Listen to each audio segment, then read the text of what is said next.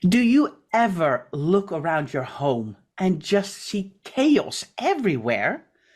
Today we're going to talk about the 10 areas you need to tidy regularly to turn chaos into calm.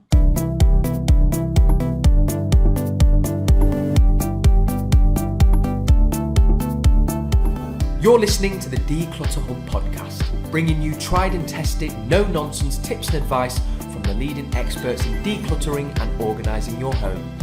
Now here are your hosts, Ingrid Jansen and Leslie Spellman.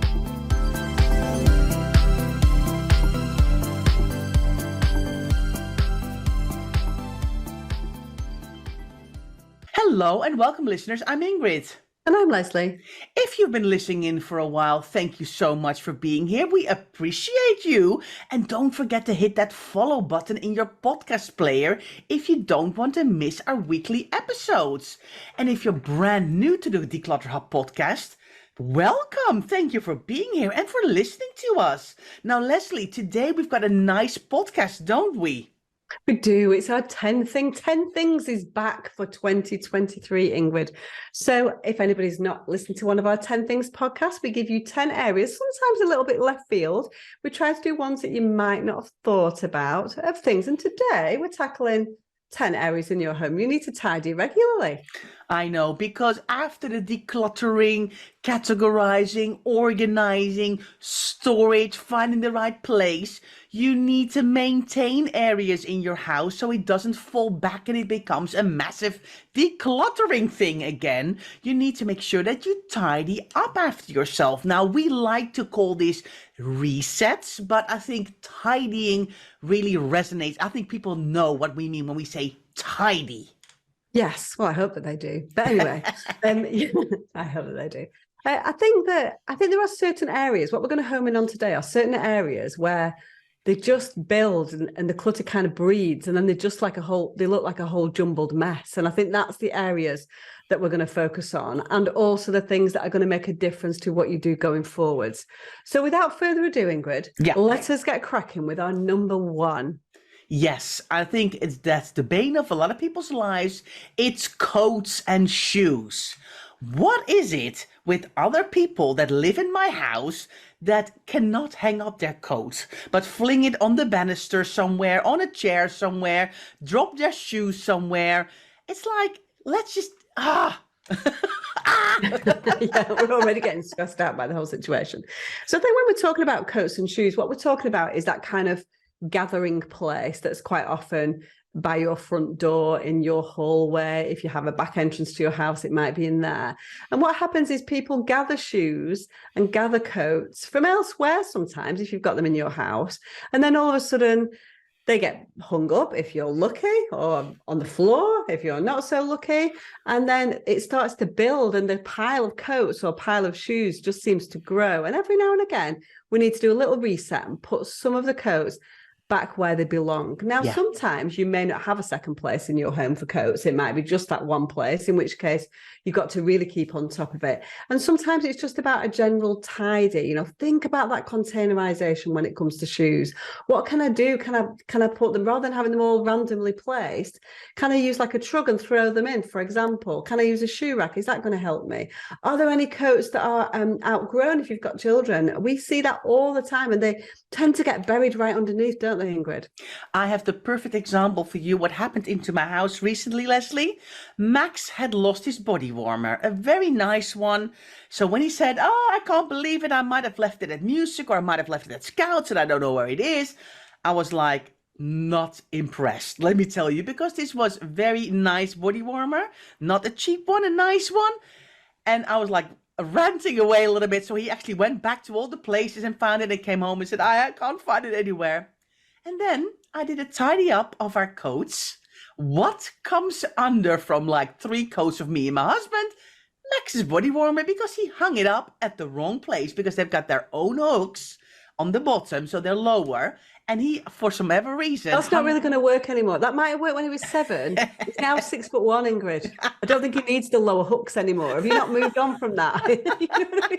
He's still there on his lower hooks, bless him. He's having to bend down to like knee height to hang his things on. I know. He's still feeling like he's 7. Oh, they're high enough. They're high enough. But indeed, so what my point was, Leslie, it got muddled with our codes, and then there was a whole panic because we thought it was lost. So this is a perfect example of, yes, just do a bit of a tidy up every once in a while, because you'll find stuff you thought were lost. Exactly. So let's now go on to number 2, and it's not far away from the area that we've just been talking about. What's our number 2, Ingrid? Yes, you need to grab that post that comes through the post box and that normally drops in the hallway somewhere or at your front door. Or, I mean, maybe if you've got, like, in America, they've got these post boxes at the start of their drive, don't they? But we don't have that here. But you need to gather that stuff up and empty it and kind of stay on top of it. Don't let it build up. This is something you want to tidy on a very regular basis. I mean, to be fair, we talk about the fact that we don't have things. We do have things. I mean, I've got a post box at the end of my driveway. Yeah, that's true. To be fair, but it doesn't look like we're thinking in our heads. We're thinking of those things that we see that are kind of curved, that look, aren't we? Like a specific one. But I'm sure that in all countries of the world, there are some people where the post goes through the letterbox into the hallway, and there are some that have got something that's at the end of their driveway. To be fair, wherever your post comes in, that's where you need to tidy up. Yeah, because there are people, and we've definitely seen people who have got a post box at the end of their driveway who leave half the post in there. Do you know what I mean? And don't take it all in. So you need to give yourself an opportunity to throw away that junk mail. That's the most important thing, and to gather and find any actions that you've got. So yes, a post that needs to be kept on top of, ideally on a daily basis, if not every couple of days. But it's a really... if you've got like this chaotic entrance to your house where there's loads of junk mail that you've not gathered up that sits there, it doesn't give a great first impression to either guests or to you. You want to go into your house, you want it to feel like a sanctuary. And if it's like as soon as you open the door, you've got this pile of posts waiting for you, it's like chore, looking at you. And it's not really the kind of that you want when you walk through the door. Yeah, definitely. I want to move on to number 3, Leslie. We thought about kind of samples and toiletries. We find very crowded bathroom cupboards, right? We do, yeah. And so it's so important, isn't it, to keep on top of them, to tidy them. It might not be that you do any decluttering, but sometimes they just get out of sync a little bit. So sometimes it's just about tidying them up, giving the inside of the bathroom cupboard a little wipe. If you have got ones that are half empty, bring those towards the front so that you can use those first, and you can get rid of some of the empties, take the volumes down a little bit. And definitely, we spoke about this a couple of weeks ago, didn't we, in our Reset Your Home challenge, Ingrid, was if you do have samples, those kind of freebies that you get from, I don't know, makeup places or toiletries or whatever, then have a use first box. You can pull a use first box together so you can start to use those things up. Because what a lot of people do is they keep those kind of samples for holidays and vacations, and they just don't ever use them. And then by the time it comes to the holidays, they either forget or they buy something different, or actually you need a big bowl when you go on holiday anyway.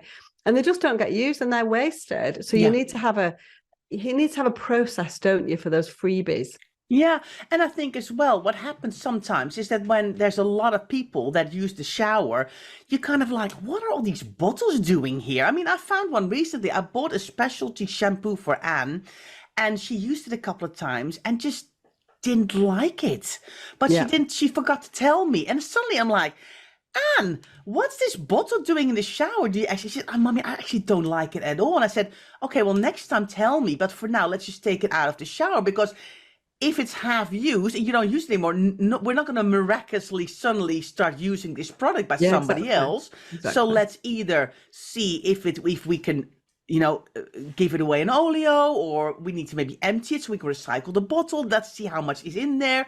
But just by having it in the shower doesn't mean that people are going to use it. Sometimes people kind of get a new bottle out while the other one isn't completely finished. Maybe you can just decant a couple of bits and just clean it all up a little bit. Just that little tidy makes then cleaning the shower so much easier as well.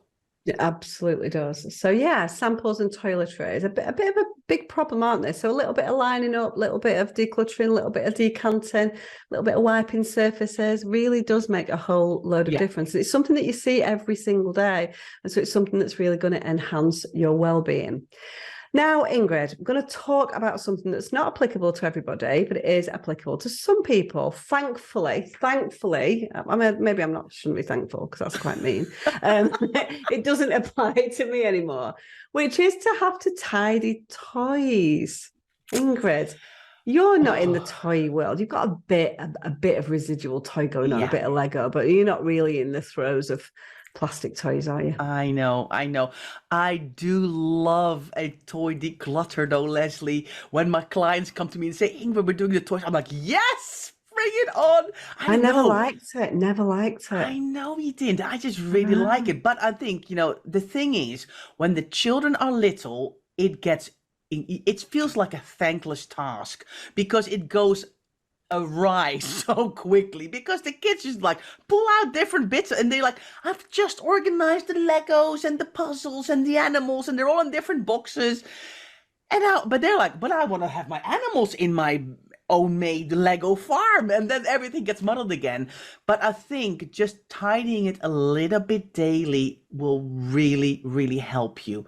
Also, then when you do a couple of times per year a larger toy clear out before birthdays or holidays or whatever, then it's not so chaotic as it normally is. So doing a tidy of daily or something is really helpful. Of course, if the kids are in the middle of building a massive train track and you're like, after like the 3 hours, right, let's tidy it up, they're not going to be happy. But it's more like, okay, they've played with it for a couple of days, they've moved on to somebody else. Come on, kids, help mommy or help daddy tidy this up. Let's put all the train bits together again.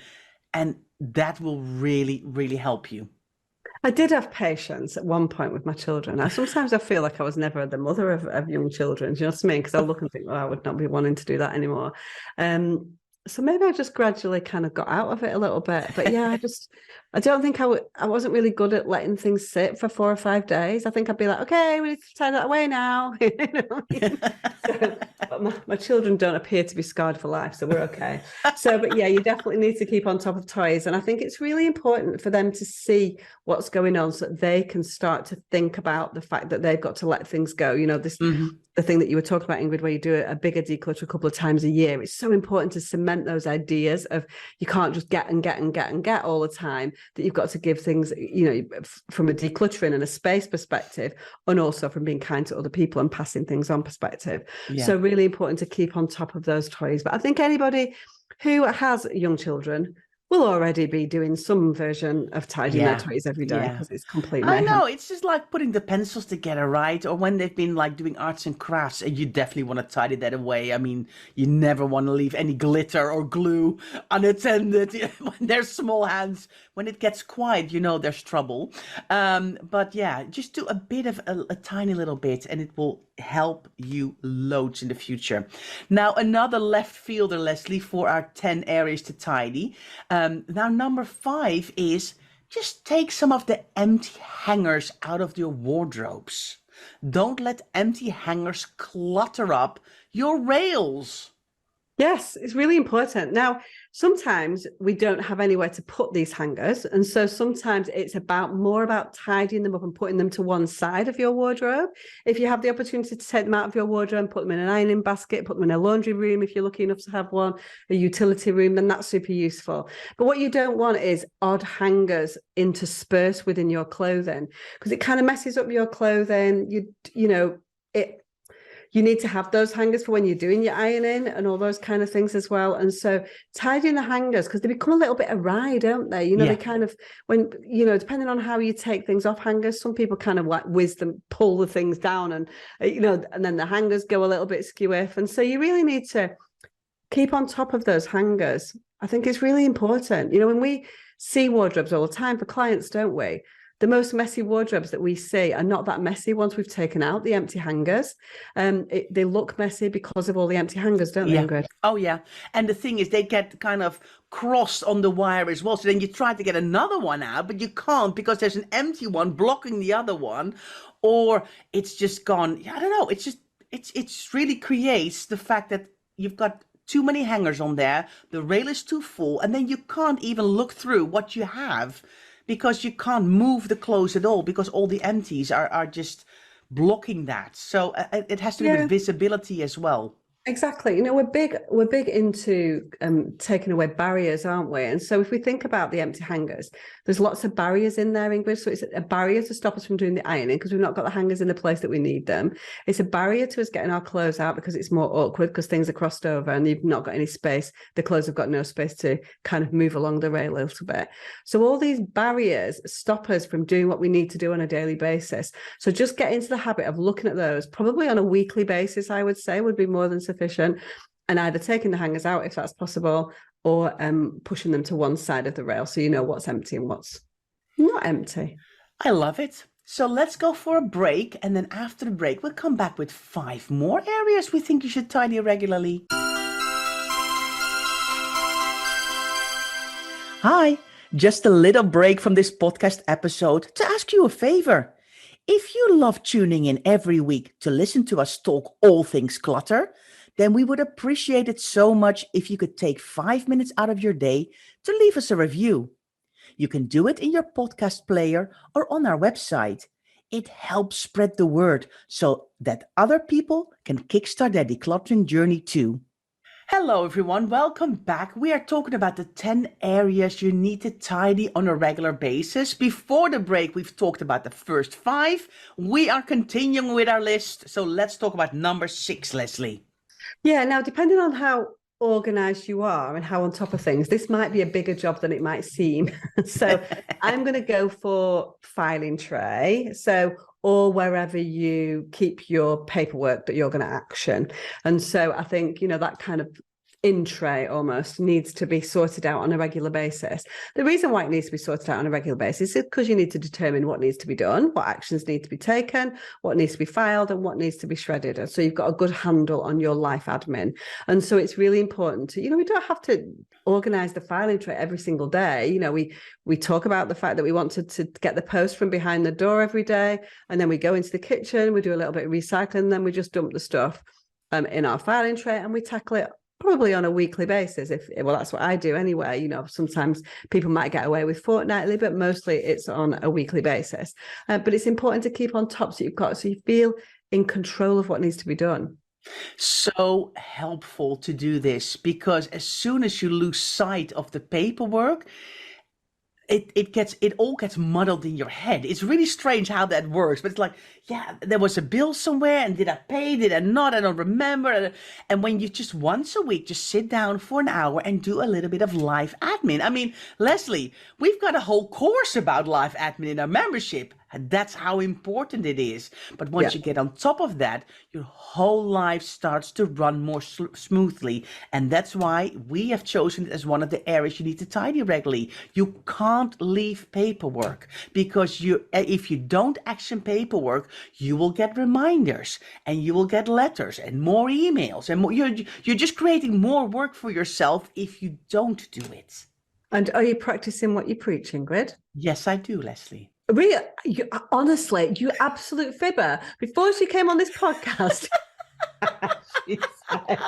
she literally said, "Oh my word, I need to do my filing tray." Am I right? Well, let me just tell you then. I stay on top of my normal day-to-day filing, like my things that I have to do very well.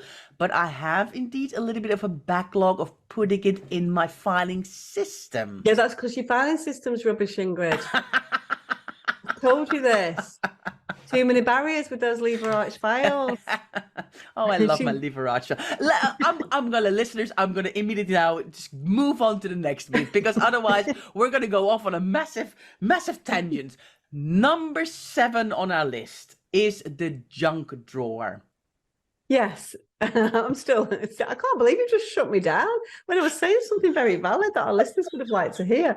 But anyway, yes, the junk drawer. So you know that we love what we like to call the drawer of useful things. And so we believe that in a kitchen, you need a few little bits and bobs, not loads, but a few little bits and bobs that really don't have a natural home that's going to sit with other things. And so there are random objects that are kind of useful to keep close at hand.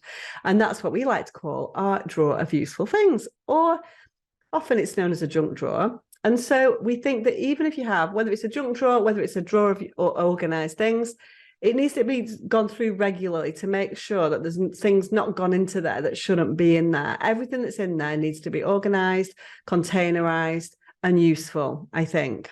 Yes, and the first time you do this junk drawer, it's going to take you a while, but trust us, once you've decluttered and organized it, the tidying then becomes a breeze, because you do that, maybe once a week, once every 2 weeks. When you pull something, you're like, oh, let me just do a quick 2 minute, 3 minute tidy up. And it's just so helpful, because it also then, you know exactly what's in there, you know what's awry. And when you're looking for something, it's not like, let me go into the depths of the junk drawer and just kind of keep my fingers crossed that it's in there. You know what's in there then. Yeah, definitely. No. So a junk drawer is a really useful thing to keep on top of. And we have actually got a whole podcast on the junk drawer as well, which we will pop into the show notes if you want to really delve deep. And if you want to go in on that junk drawer one night, then it's really useful to listen to the whole podcast, where we'll put a little bit more meat on the bones, as it were. And if you want to find our show notes, go to declutterhub.com/225, and you will find all the links that we mentioned and all the things and other interesting bits as well in there. So go to declutterhub.com/225. Now, the next thing on our 10 things is the pantry.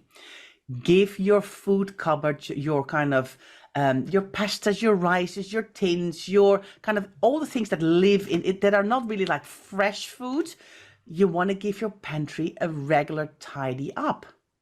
Yes, exactly. And the reason why we need to do this, again, it's very similar to the kind of toiletries idea as well, that we need to kind of almost have an inventory of what we've got, because food we are buying probably even more regularly than toiletries, to be fair, and we quite often go there. Sometimes we don't always have a list, and we buy things that we need, we buy things that are on special offer.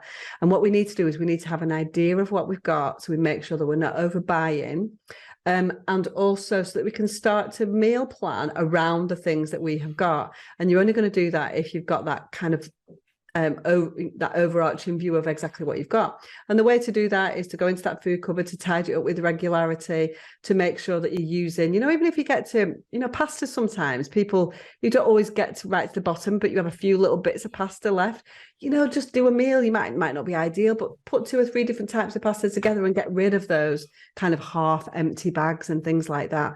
So keeping on top of your pantry is something that I probably do every 3 or 4 weeks, I would say. I obviously keep on top of it when I'm putting things away a little bit, but every now and again it gets a little bit full, and I kind of will tidy it up, line things up a little bit, and see whether there's anything that needs to be used that I can use in some kind of meal the following week. Yeah, and definitely see if you can do a first in, first out system.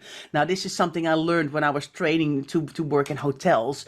When you buy something new, always put it in the back of the cupboard and make sure that the older stuff comes to the front, so you use that first. So, for example, if you've got 6 tins of tomatoes, if you buy a new one, put that behind it and use up the older ones first. And this way, you can prevent stuff going out of date. Absolutely. So pantry, and you could attribute the same thing to maybe not so much your fridge, although there are things that hang around for a while in your fridge, but definitely your freezer. You can absolutely do the same thing. Keep on top of these things so we're not encouraging food waste. It's really important, isn't it? We can save some money, which is what we all want to do at the moment. Yes. Okay, so Ingrid, we're on to number 9, and we do love one. Do we love these?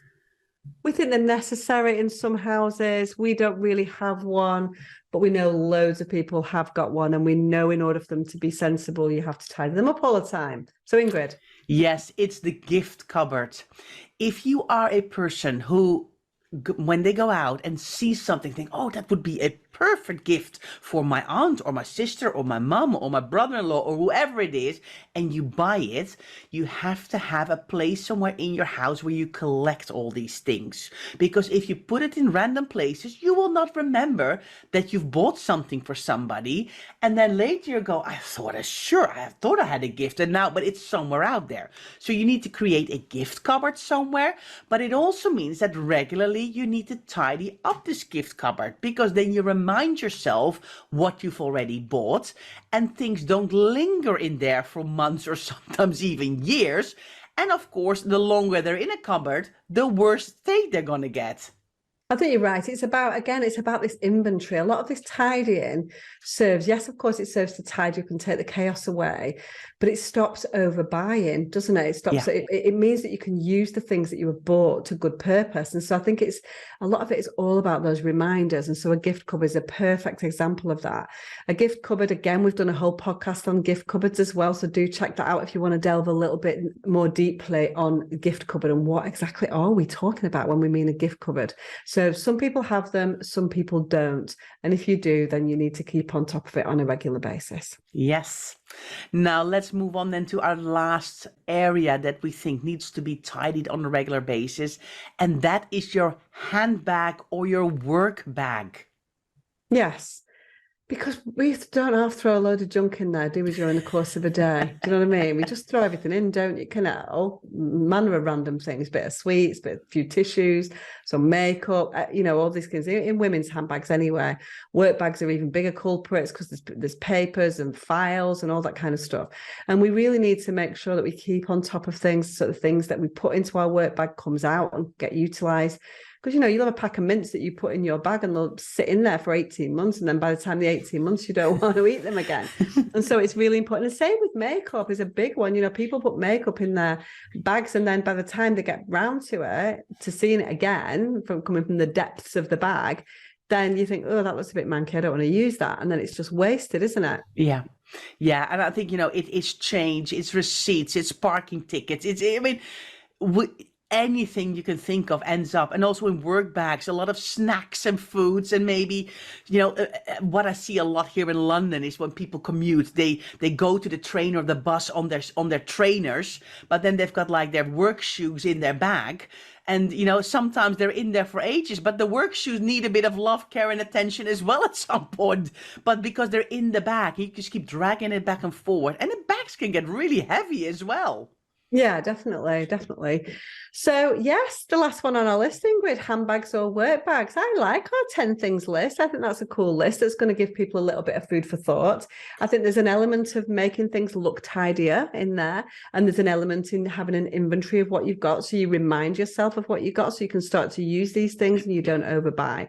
So the combination of those two things are going to take a little bit of the chaos out of your life, but which is what it's all about. And mean that we are going to use the things that we've got.